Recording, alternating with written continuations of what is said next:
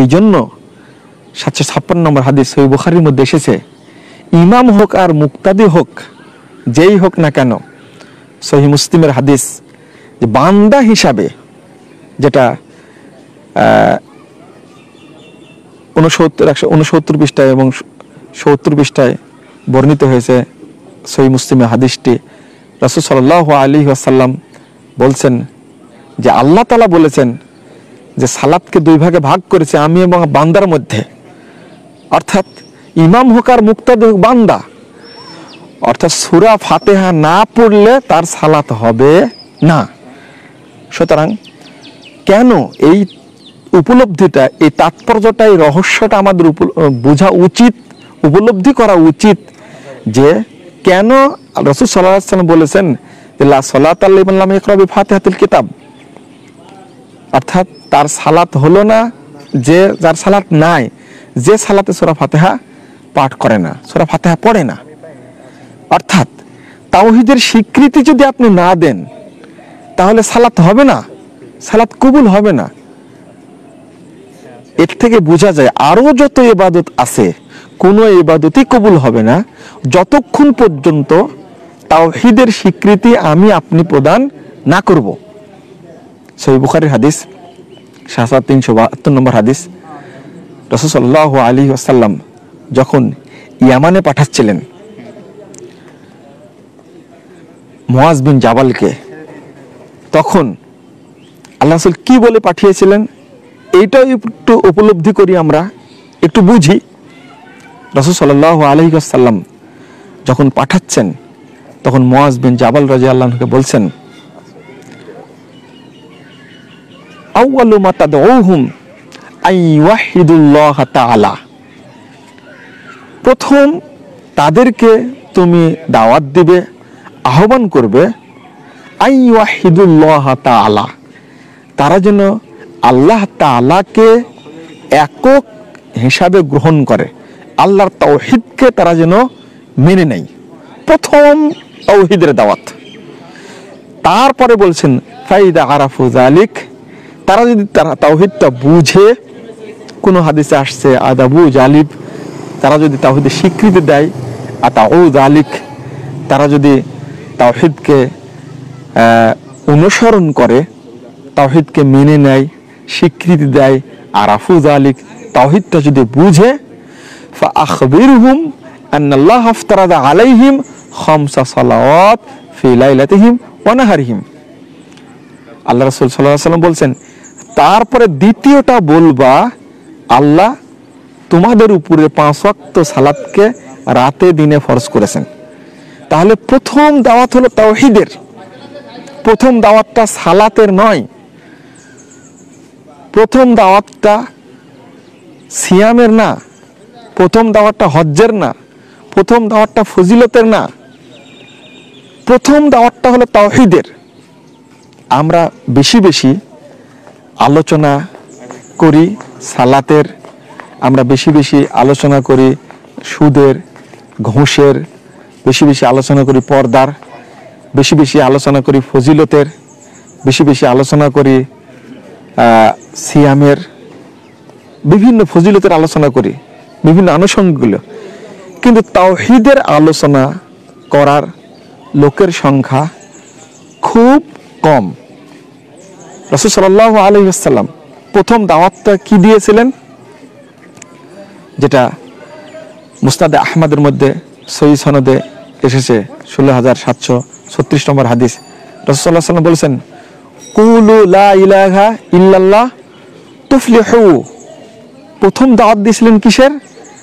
ইয়া আইয়ুহান নাস, হে মানব মণ্ডলী তোমরা বলো।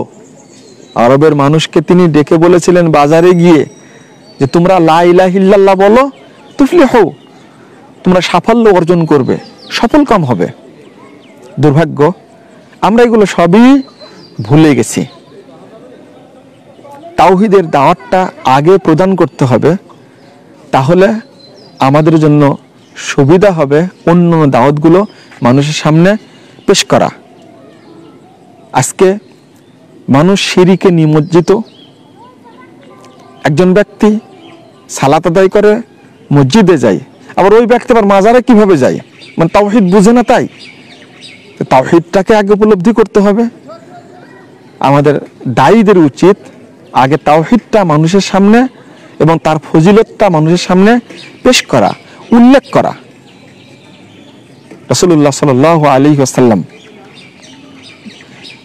তাওহীদের ফজিলত সম্পর্কে কি বলেছেন? কাল কিয়ামতের মাঠে একজন ব্যক্তি তাওহীদের কারণেই বেঁচে যাবে। আলহামদুলিল্লাহ, পবিত্র কোরআনের সূরা আনাম 82 নম্বর আয়াতে আল্লাহ বলছেন, আল্লাযীনা আমানু ওয়া লাম ইয়ালবিসু ঈমানাহুম বিযুলমিন উলাইকা লাহুমুল আমনু ওয়া হুম মুহতাদুন। যারা ঈমান এনেছে আর ঈমানের সাথে অর্থাৎ তাওহীদকে যারা গ্রহণ করেছে এবং তার সাথে শিরিক মিশ্রিত করেনি, তাদের জন্য কিয়ামতের মাঠে নিরাপত্তা রয়েছে, ওয়া হুম মুহতাদুন, এবং এই পৃথিবীতে তারা হেদায়েত প্রাপ্ত। আলহামদুলিল্লাহ। শুধু একটা শর্ত করেছেন, যদি তাওহীদি ঈমান থাকে তার মধ্যে, তাওহীদি আকীদা যদি তার মধ্যে থাকে, তাহলে ওই ব্যক্তিকে আল্লাহ রাব্বুল আলামিন মুক্তি দান করবেন। আলহামদুলিল্লাহ।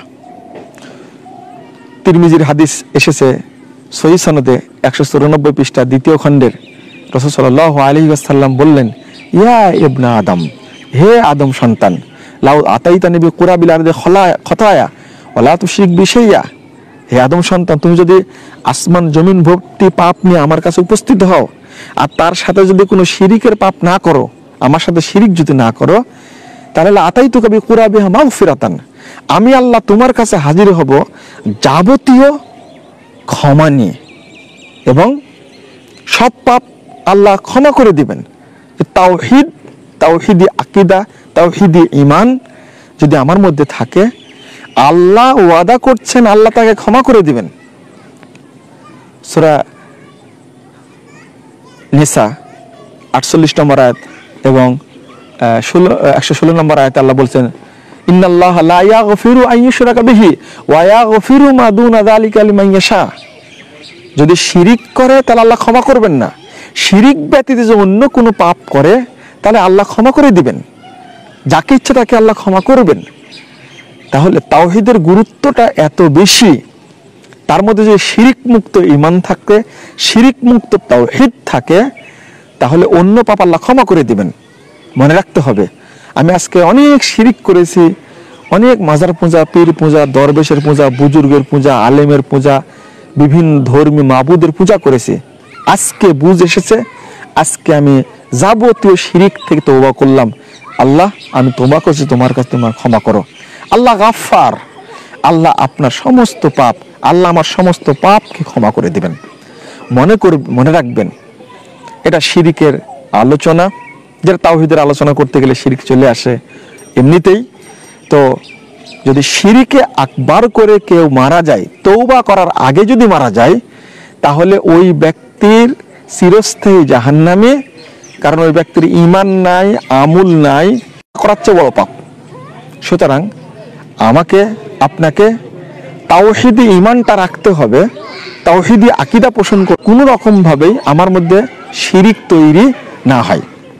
বন্ধুরা আমার, এখানে আপনাদেরকে বিশেষভাবে বলবো যে কাল কিয়ামতের মাঠে আল্লাহ রাব্বুল আলামিন অনেক ব্যক্তিকেই মুক্ত করে দিবেন, শুধু পরিষ্কার স্বচ্ছ তাওহীদ থাকার কারণে। যদি তাওহীদটা নষ্ট না হয়, আল্লাহ রাব্বুল আলামিন আপনাকে আমাকে অবশ্যই ক্ষমা করে দিবেন, মাফ করে দিবেন। হাদিসগুলো প্রমাণ করে।